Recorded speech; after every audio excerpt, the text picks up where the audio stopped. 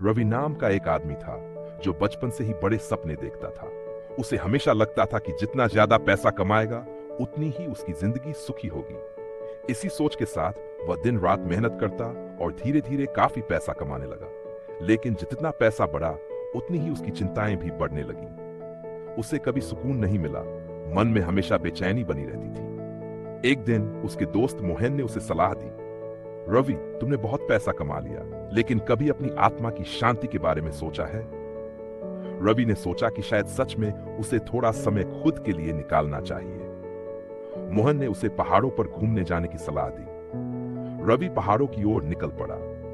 वहां पहुंचकर उसने देखा कि लोग बहुत साधारण जीवन जीते थे। उनके पास ज्यादा पैसा नहीं था, लेकिन उनके चेहरे पर एक अजीब सा सुकून था। रवि ने उनसे पूछा, तुम्हारे पास पैसे नहीं हैं, फिर भी तुम इतने खुश कैसे हो?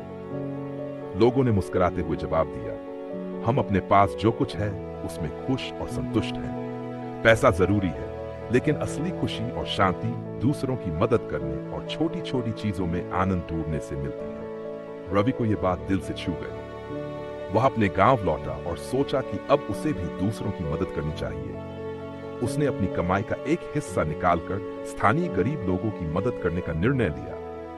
उसने गांव के जरूरतमंदों के लिए खाना बांटा, बच्चों के लिए कपड़े और किताबें खरीदी और कुछ लोगों की आर्थिक मदद भी की। धीरे धीरे रवि की जिंदगी में एक नई चमक आई। वह न केवल अपने काम में सफल था, बल्कि अब उसकी आत्मा भी शांति महसूस करती थी। उसकी इस पहल से उसका परिवार और दोस्त भी बहुत खुश थे। वे सभी अब मिलकर समाज की भलाई के लिए काम करने लगे। रवि को अब समझ आ चुका था कि पैसा जीवन को आसान बनाता है, लेकिन असली खुशी दूसरों की मदद और संतोष में है।